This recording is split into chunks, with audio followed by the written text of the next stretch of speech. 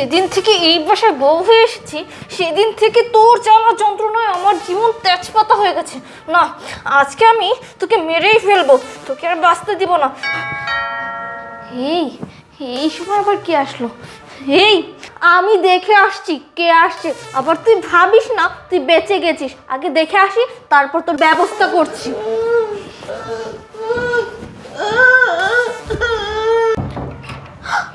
আরে তুমি? এই, তোমার দরজা খুলতে এত লেট হলো কেন? হ্যাঁ, আমি তো ওয়াশরুমে গিয়েছিলাম। ও আচ্ছা, সরো। এই তুমি না বাজারে গিয়েছিলে বাজার করতে, বাজার কোথায়? আর এত তাড়াতাড়ি চলে আসলে যে? আরে আর বলো না, আমি না আমার ওয়ালেটটা নিতেই ভুলে গিয়েছি, তাই আবার আসলাম। ও হ্যাঁ, আচ্ছা ঠিক আছে, চলো। ঠিক আছে চলো। ভাইয়া, ভাইয়া তুমি কেমন আছো? তোমার শরীরের কি অবস্থা? ভাইয়া, আমি বুঝতে পারছি তোমার শরীরের অবস্থা ভালো না।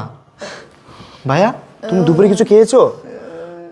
কি বলো, তোমাকে ইফতি খেতে দেয়নি? ভাইয়া, তোমার না এই অবস্থা দেখে আমার ভীষণ কষ্ট হয় ভাইয়া। আমি তোমাকে অতি তাড়াতাড়ি ভালো একটা ডাক্তার দেখে তোমাকে সুস্থ করব, কারণ তোমার এই অবস্থা আমার আর সহ্য হচ্ছে না। সেই ছোট্টবেলা থেকে তুমি আমাকে কুলো পিঠে করে মানুষ করেছো। বাবা মাকে ছোটবেলায় হারিয়ে ফেলেছি, তুমি আমাকে কত কষ্ট করে না মানুষ করেছো।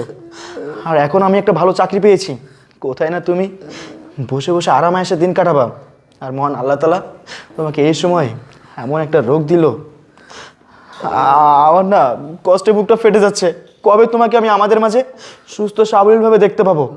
ভাইয়া, তুমি কোনো চিন্তা করো না, তোমাকে আমি অতি তাড়াতাড়ি ভালো ডাক্তার দেখিয়ে সুস্থ করব। তুমি আবারও আমাদের সবার সাথে হাসি খুশি করে কথা বলবা, সবার সাথে চলাফেরা করতে পারবা। তুমি চিন্তা করো না ভাইয়া, তোমার জন্য আমি সব কিছু করতে পারি। তোমাকে আমি ইন্ডিয়া নিয়ে যাব।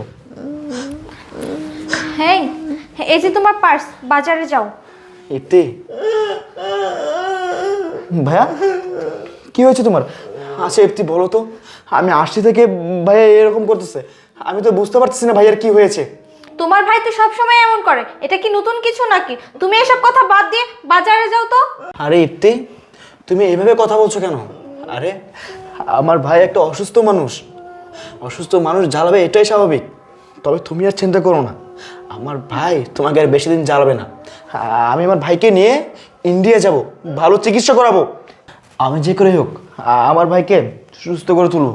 আচ্ছা ঠিক আছে, সেটা না হয় করলা। ঘরে একটা বাজার নেই, আগে বাজার যাও, বাজার করে নিয়ে আসো, রান্না করতে হবে।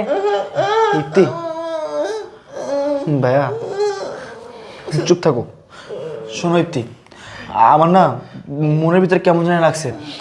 আমি আমার বাইকে রেখে এখন কোথাও যাব না। এই ফ্রিজে কি কোনো বাজার নেই? না, থাকলে কি আর তোমাকে বলি নাকি?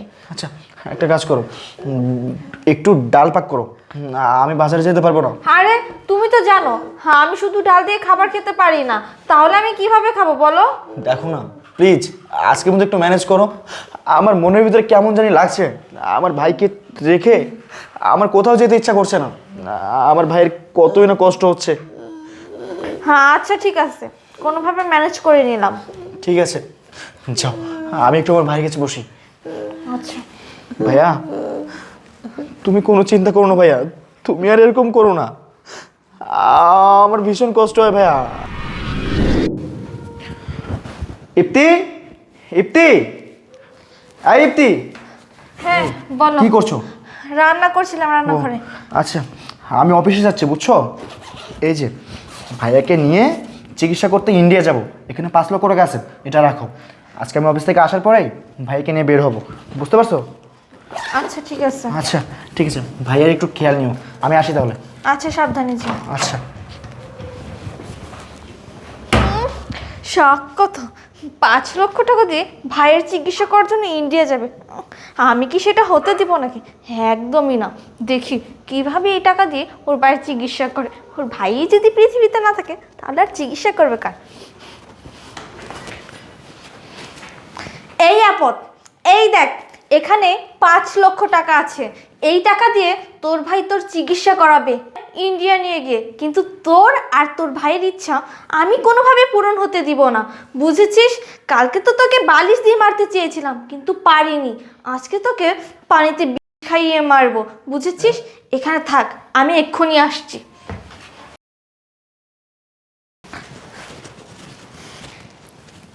কালকে বালিশ চাপা দিয়ে মারতে পারিনি তো কি হয়েছে, আজকে পানিতে গিয়ে ওকে পৃথিবী থেকে বিদায় করব। এই খুব শখ না ইন্ডিয়া গিয়ে চিকিৎসা করে সুস্থ হওয়ার। তোর ইচ্ছা আর আমি পূরণ হতে দিব না, এটা খাইয়ে মেরে ফেলবো।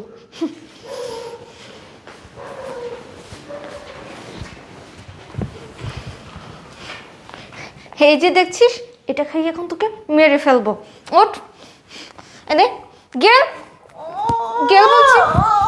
ইতি, আশিক, তুমি তুমি না অফিসে গিয়েছিলে? হ্যাঁ আমি আমি এখানে কেমনে সেটা পরে বলছি। তুমি ভাইয়ের সাথে কি করছো? ওই যে পানি খাওয়াচ্ছিলাম।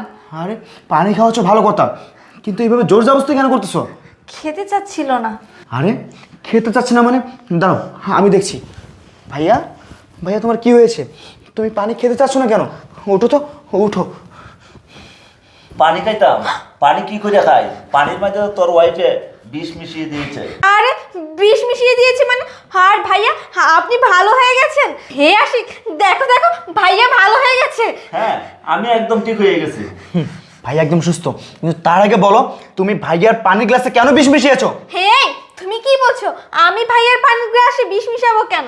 তোমার কি মাথা খারাপ হয়েছে?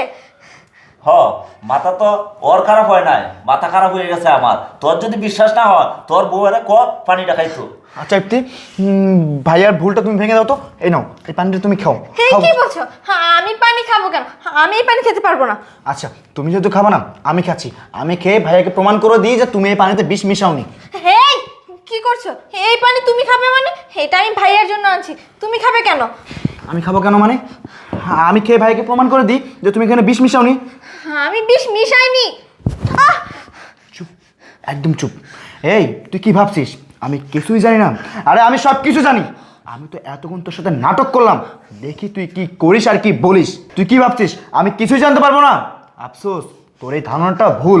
আমি সব কিছু জানি। ইপ্তি, তুই অবাক হয়ে যাচ্ছিস আমি এত কিছু কি করে জানি। আরে আমার ভাইয়া আমাকে প্রায় বলতো, আশিক তোর বউ ঠিকমতো আমার সেবা করে না, ঠিকমতো আমাকে ওষুধ খেতে দেয় না, ঠিকমতো আমাকে খাবার দাবার দেয় না। আমি আমার ভাইয়ের কথা বিশ্বাস করিনি। আমি ভেবেছি আমার ভাই অসুস্থ, কি না কি আমাকে বোঝাচ্ছে আর আমি কি না কি বুঝতেছি, কিন্তু না, পরে দেখলাম আমার ভাই আমাকে যা যা বলেছে সব কিছু ঠিক। শুধু তাই না, আমি যখন গতকাল অফিসে যাচ্ছিলাম তখন কাজের ছেলে আমাকে বলে, স্যার আপনার স্ত্রী বড় সাহেবের সাথে অনেক অত্যাচার নির্যাতন করে। আমি আমার বাসার কাজের ছেলের কথাও বিশ্বাস করিনি, তার গায়ে পর্যন্ত আমি হাত তুলেছি। শেষ পর্যন্ত কাজের ছেলে আমার ফোনে এমন একটা ভিডিও পাঠায়, যে ভিডিও দেখে আমার চোখ কপালে উঠে যায়। এই কি ভিডিও? কিসের ভিডিও? আর কি সব আবল তাবল তুমি বলছো?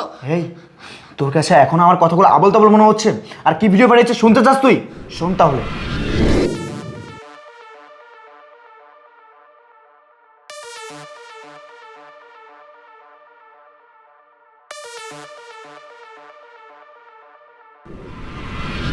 এই শুনলি শুনলি তো এবার?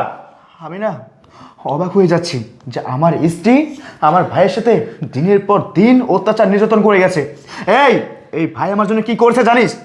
এই ভাই নিজে না খেয়ে আমাকে খাইয়েছে, নিজে না পরে আমাকে পরিয়েছে, নিজের ছিঁড়া কাপড় ছিঁড়া লুঙ্গি পরে আমাকে দামি দামি প্যান্ট শার্ট কিনে দিয়েছে, আমাকে ভালো স্কুলে লেখাপড়া করিয়েছে।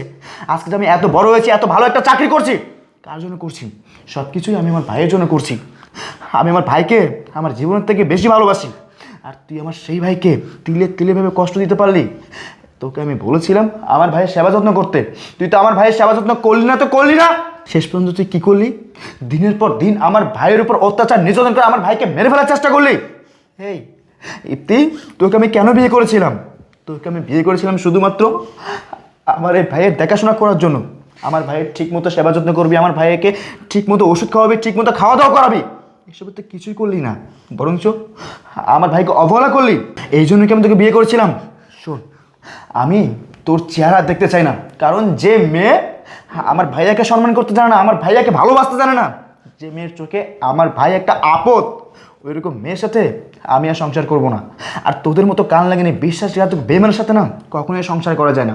তোদের মতো কিছু মেয়ে আছে যারা কখনো সংসার করতে পারে না, সংসার করতে পারে না, শুধু পারে সংসার নষ্ট করতে। আমি তোর সাথে আর কথা বলতে চাই না, আমি তোকে ডিভোর্স দিব। I want to divorce. এই তোমার কি মাথা খারাপ হয়েছে বলো? আমার ভুল হয়ে গেছে, আমাকে তুমি ক্ষমা করে দাও। এই ভাইয়া, আপনি আপনার ভাইকে বলেন না আমাকে যাতে ডিভোর্স না দেয়। হেই, চুপ, একদম চুপ। আমার ভাইয়া কি বলবে? হ্যাঁ, আমার ভাইয়া কিচ্ছু বলবে না, কারণ আমি তোকে বাসায় রাখবো না। আর তুই কি বললি তোকে আমি ক্ষমা করবো? তুই ভুল করেছিস তাই না? আরে তুই যদি একটা ভুল করতি না আমি তোকে আস্তে আস্তে ক্ষমা করে দিতাম, কিন্তু তুই যে অন্যায় করেছিস এই অন্যায়ের কখনো কোনো ক্ষমা হয় না। আমি তোকে কখনোই ক্ষমা করতে পারবো না। তুই ইপ্তি ভালোভাবে বলছি, এখন এই মুহূর্তে আমার বাসা থেকে বের হয়ে যা, যা বলছি। ভাইয়া আসো, উঠো, চল চলো।